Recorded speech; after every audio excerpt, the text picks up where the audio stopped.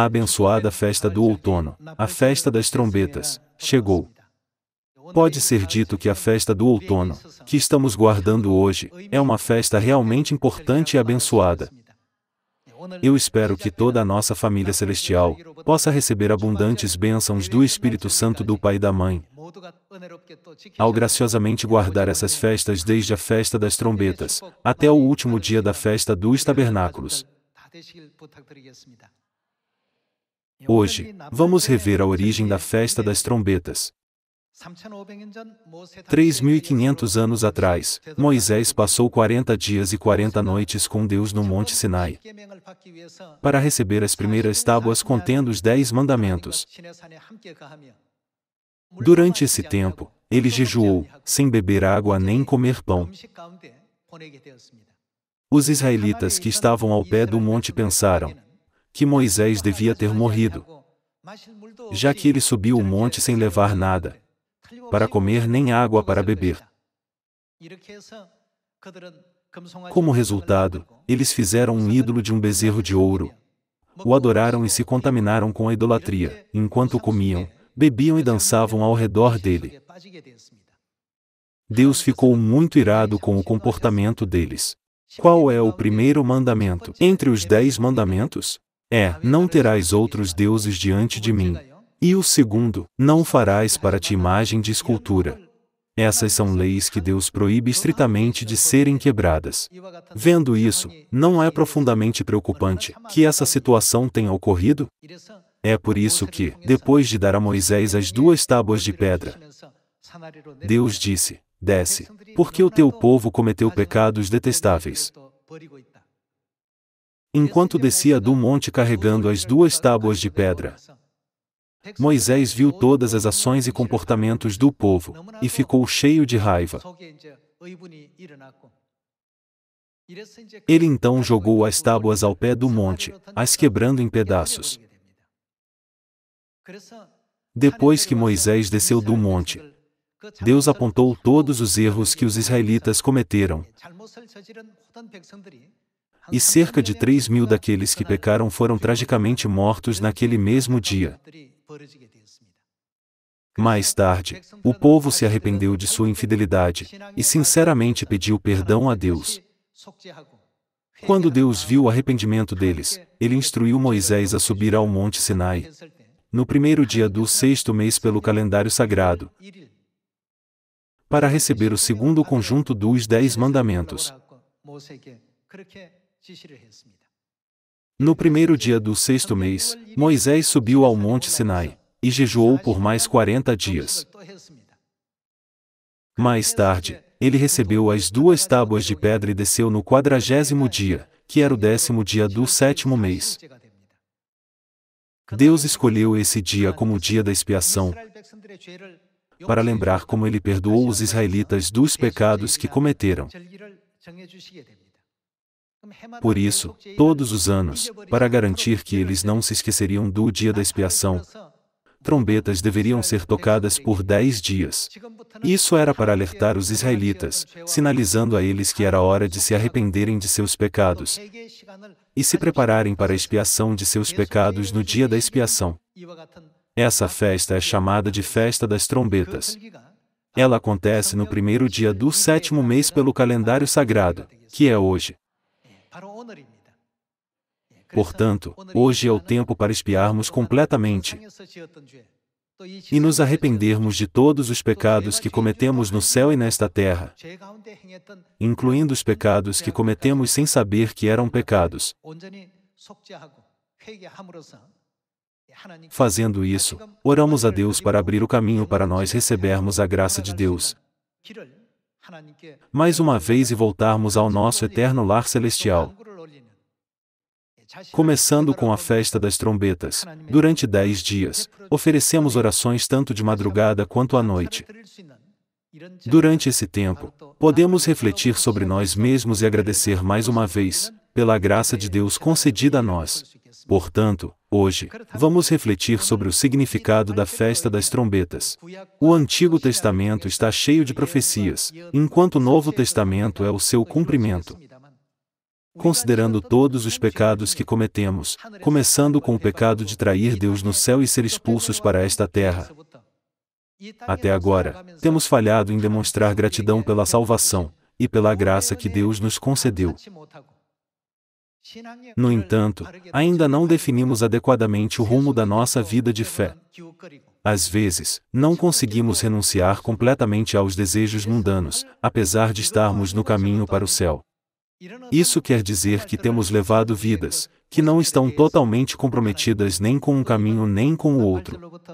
Da festa das trombetas até o dia da expiação, devemos nos arrepender e buscar a expiação junto a Deus por vivermos vidas assim. Como está escrito no livro do Apocalipse, capítulo 3, ser nem quente nem frio também pode ser considerado um grave pecado. Se isso não fosse considerado como um pecado, por que Deus diria, porque és morno e nem és quente nem frio, o que ele fará? Estou a ponto de vomitar-te da minha boca? Apesar de Deus ter perdoado nossos grandes pecados do céu, nossa fé falhou em agradecer por sua graça. Além disso, ainda não cumprimos completamente os mandamentos que ele nos deu. Apesar de ser a verdade revelada por Deus, não temos confiança nela. Espero que durante a semana de oração, nossas orações nos levem a nos arrepender completamente por vivermos essa vida. Por isso, hoje, eu gostaria de considerar cuidadosamente todas essas questões junto com vocês no sermão intitulado A Parábola das 10 Virgens e a Confiança na Verdade. Quando olhamos para Mateus capítulo 25, podemos encontrar a parábola das 10 virgens. Vamos para o Evangelho de Mateus, capítulo 25. Mateus capítulo 25 versículo 1.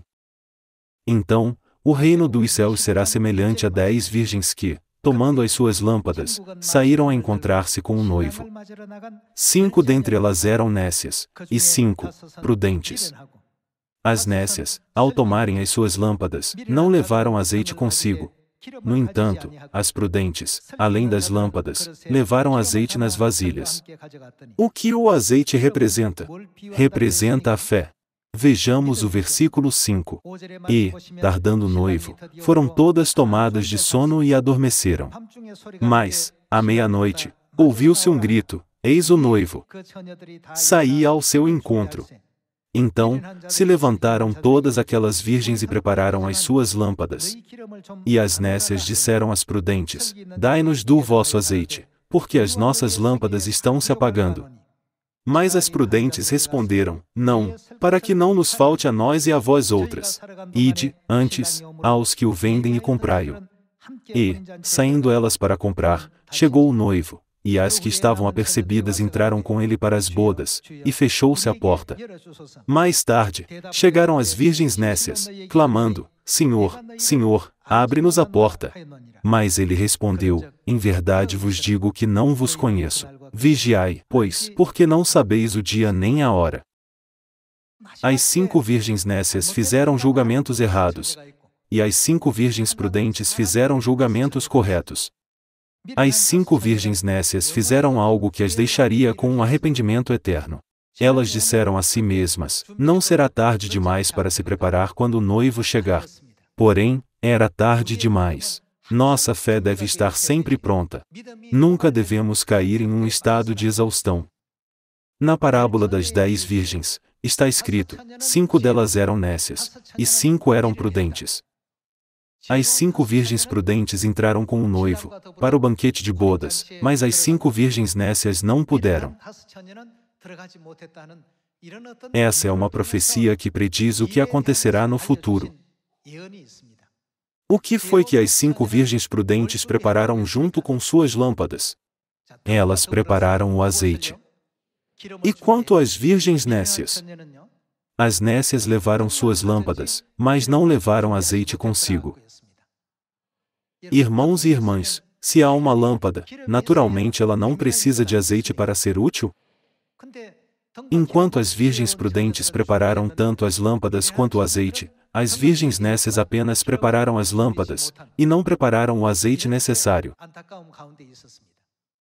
Irmãos e irmãs, o que o pai e a mãe nos ensinaram sobre o significado da lâmpada que precisa ser preenchida com o azeite, eles não nos ensinaram que ela representa a verdade que possuímos? E quanto ao azeite, eles nos ensinaram que representa a fé, que pode iluminar um mundo escuro. Portanto, com base nos seus ensinamentos, podemos entender que as virgens prudentes tinham uma fé inabalável em Deus, e confiança nos ensinamentos de Deus. E quanto às virgens nécias? Embora estivessem na verdade, elas não tinham o azeite necessário, que é a fé. Se não estamos confiantes sobre a verdade ensinada por Deus, e não podemos testemunhá-la com confiança diante dos outros, podemos dizer que cremos no Deus que veio a esta terra? Devemos dizer com confiança, por ser a verdade ensinada por Deus, esta é de fato a verdade que salvará o mundo. Há apenas uma igreja em todo o mundo que pode salvar o mundo. Que igreja é essa? Deus veio a esta terra para os pecadores celestiais, que estavam destinados a morrer para sempre. Não tínhamos escolha senão ir para o inferno, mas Deus abriu o caminho da vida, o caminho da salvação, e derramou toda a sua graça sobre nós, para que pudéssemos ir ao reino dos céus. É por todas essas razões mencionadas que devemos ter absoluta confiança nesta verdade, bem como forte convicção e orgulho nela. Além disso, devemos ter a fé para nos gloriar da verdade, e compartilhá-la ansiosamente com as pessoas ao nosso redor. Devemos dizer com confiança na frente de qualquer um: a menos que você creia em nossa Mãe Celestial, você não pode ser salvo. A menos que você creia em Cristo Ansanron, você não pode ser salvo. Não há outro nome debaixo do céu dado à humanidade, pelo qual devemos ser salvos. Devemos estar em um ponto em nossa fé, onde agora podemos nos gloriar assim. Precisamos nos perguntar: eu tenho o azeite da fé, ou não? Aqui, a distinção é claramente feita entre aqueles que têm o azeite, e aqueles que têm apenas uma lâmpada. É por isso que Deus nos ensina sobre a necessidade de pregar. Por isso, a pregação pode ser vista como a maneira de confirmar se possuímos o azeite da fé. Os ensinamentos que pregamos não são nossos próprios pensamentos. De quem herdamos os ensinamentos? Se estamos convencidos de que Cristo Ansanron é o verdadeiro Cristo, que veio a esta terra para salvar a humanidade, o que mais devemos ter? Devemos ter convicção em seus ensinamentos, e transmitir essa convicção aos outros. Pensem sobre qual era o estado da fé dos israelitas na época de Elias. Havia 850 falsos profetas que adoravam Baal, e Azerá na época em que Elias, que tinha fé em Deus Jeová, se opôs a eles. Porém, os israelitas que estavam assistindo a tudo isso acontecer diante deles não tomaram partido. Eles vacilaram em sua convicção, se perguntando: é desse lado ou daquele lado? Vamos considerar que, embora os israelitas tivessem sido escolhidos como o povo de Deus, ou seja, embora eles tivessem uma lâmpada, o que ainda lhes faltava? Eles não tinham nenhum azeite, ou seja, fé em Deus. É por isso que eles não foram capazes de discernir entre a verdade e a falsidade. A confusão deles veio do fato de que aqueles que adoravam Baal e Azerá pareciam muito poderosos. A rainha Jezabel também adorava Baal e Azerá. Além disso, o número de seus sacerdotes era enorme. Ao vê-los realizar sacrifícios, parecia muito impressionante. No entanto, do lado do povo de Deus, os números eram bem pequenos e tudo parecia humilde e carente, em todos os aspectos. O povo vacilou mesmo afirmando ser aqueles que acreditavam em Deus Jeová. No final, o profeta Elias não confrontou todos aqueles falsos profetas. Eles invocaram os nomes dos seus deuses desde a manhã até a hora do sacrifício da tarde, esperando por uma resposta, mas não houve resposta do céu. Foi então que, diante dos que estavam reunidos ali, Elias derrotou todos eles. Ele declarou: como vocês viram, os deuses deles não são nada. Os deuses deles são apenas criações artificiais feitas pelo homem. Nosso Deus não é assim. Elias deixou que as pessoas se aproximassem dele, e ofereceu sacrifícios a Deus. Quando ele reconstruiu o altar, e colocou sobre ele o holocausto, e então orou a Deus, não ocorreu uma cena milagrosa na qual fogo desceu do céu, e queimou o sacrifício e até a água na trincheira? Naquele momento, quando o povo hesitou, Elias gritou de frustração. Ele perguntou: até quando vocês vão oscilar entre duas opiniões? Foi porque, do ponto de vista espiritual, o azeite deles tinha acabado.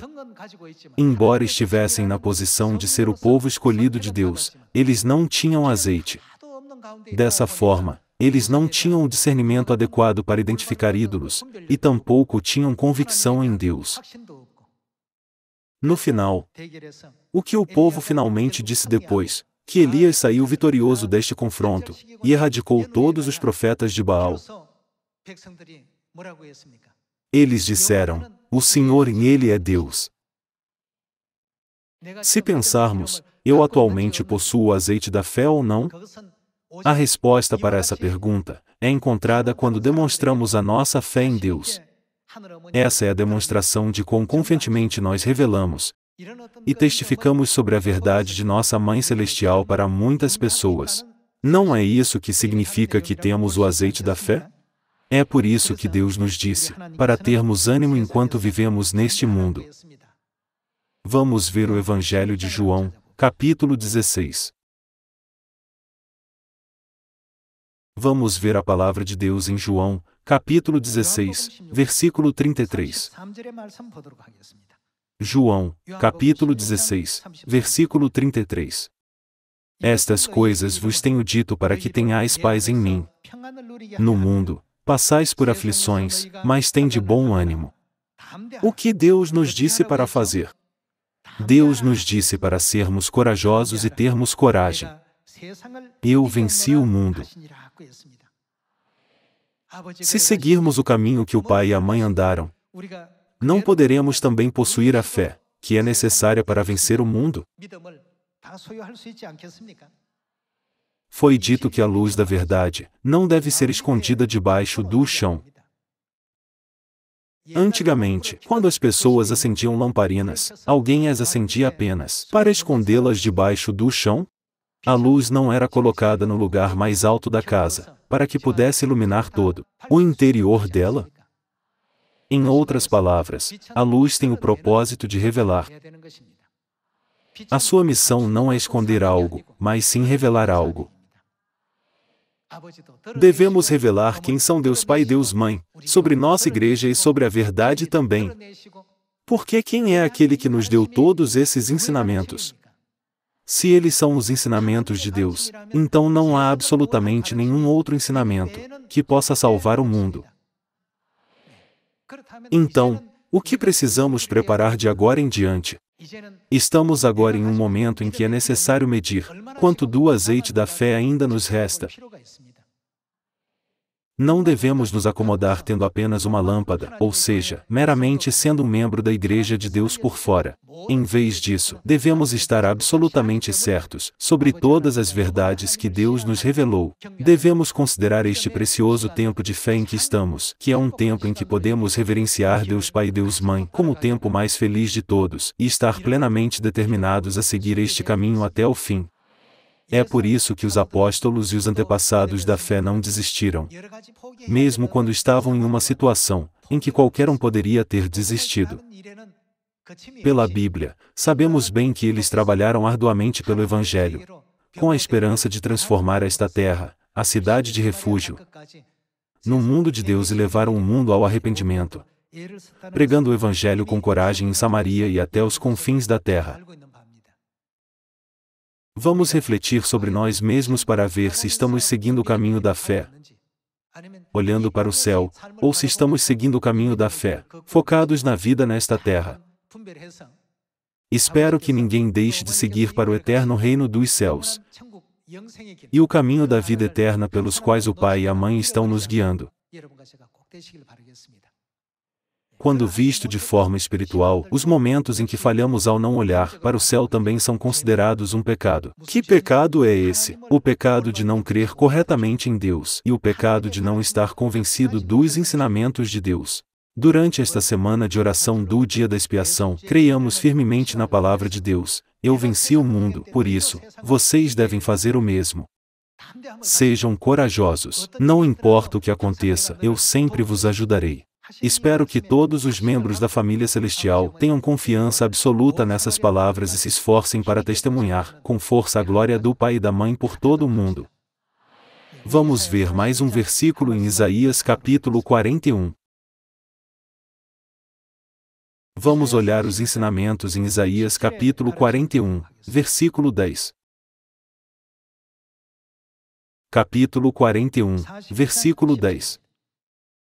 Não temas, porque eu sou contigo. Não te assombres, porque eu sou o teu Deus. Eu te fortaleço, e te ajudo, e te sustento com a minha destra fiel. No livro de Isaías capítulo 41, está escrito que Deus nos ajudará. Irmãos e irmãs, vocês creem nesta palavra? Vocês estão convencidos? Então, não precisamos pensar em mais nada. Deus mesmo nos ajuda e nos fortalece, nos ensinando, não temas, porque estou contigo até o fim. Ele nos deu essa promessa como garantia. Aqui está outra maneira de entendermos isso. É como se Deus nos tivesse escrito uma nota promissória. Vamos para o versículo 12. Aos que pelejam contra ti, buscá-los-ás. Porém não os acharás, serão reduzidos a nada e a coisa de nenhum valor, os que fazem guerra contra ti. Porque eu, o Senhor, teu Deus, te tomo pela tua mão direita e te digo, o que ele diz? Não temas, que eu te ajudo. Deus diz, já que sou eu que te ajudo, quem no mundo te resistirá? Quem pode ousar ficar contra mim? Eu te ajudarei. Eu estarei do seu lado. Dessa forma, Deus está sempre nos dando força. Vejamos o versículo 14. Não temas, ó vermezinho de Jacó. Povozinho de Israel, eu te ajudo, diz o Senhor. E o teu Redentor é o Santo de Israel. Não importa em qual situação ou posição estejamos, devemos estar cheios de confiança para nos gloriarmos de nosso Deus. Devemos estar confiantes para nos gloriar sobre a nossa igreja, bem como o fato de que a verdade que é ensinada em nossa igreja foi ensinada pelo próprio Deus. Deus ajudará a igreja que guarda o culto dominical? Deus ajudará a igreja que celebra o Natal, ou a igreja sem a Páscoa? Uma igreja assim pode salvar o mundo? Porém, há aqueles que impedem a verdade de Deus com falsidades, que criaram e impedem as pessoas de reconhecer a verdade, através de seus próprios esquemas malignos inventados. Já que essa verdade só pode ser ensinada por Deus, devemos permanecer firmes e confiantes, diante de qualquer pessoa, não importa quem seja. Se o nosso eu do passado estava na mesma posição dos israelitas, que hesitaram e vacilaram durante o tempo de Elias, agora temos que estar determinados a ficar firmes apenas do lado de Deus. Esse é o tipo de fé que precisamos. Ao olharmos para os pecados que cometemos sem fé, durante esta semana de oração que antecede o dia da expiação, ofereçamos muitas orações para que possamos receber um poder ainda maior e mais explosivo do Espírito Santo. Por favor, pensem neste evangelho de um ponto de vista profético. Quando Josué entrou na terra de Canaã, todo o povo não gritou, com força. Como todos eles seguiram exatamente como Deus os instruiu, puderam testemunhar a incrível obra, que aconteceu em seguida. Não devemos agir de acordo com os nossos próprios pensamentos, mas a partir deste momento, vamos seguir completamente os ensinamentos dados por Deus, independentemente de quem esteja diante de nós. Deus disse, quem me reconhecer diante dos outros, eu também o reconhecerei diante dos anjos. Mas quem me negar diante dos homens, eu também negarei diante dos anjos. Essa é uma mensagem severa dada a nós diretamente por Deus. Além disso, quão absoluta é essa verdade? Quão absolutos são os ensinamentos da nova aliança, do dia do sábado e da Páscoa? Deus sempre nos ajuda e nos diz para sermos corajosos. Estamos ensinando mandamentos que não são os de Deus? Então, devemos pregar às pessoas com absoluta confiança. Além disso, já que somos a luz, devemos revelar a verdade o máximo possível. Quando fazemos isso, o mundo de trevas não pode ser transformado em um mundo de luz. Através desta festa do outono, que possamos todos receber amor, graça e bênçãos transbordantes de Deus, juntamente com uma fé ainda mais madura. Eu oro para que todos nós nos tornemos as 5 virgens prudentes, fazendo todo o necessário para preparar completamente o azeite da fé com antecedência. Esperando que tenham recebido muita graça, gostaria de concluir o sermão de hoje. Muito obrigado.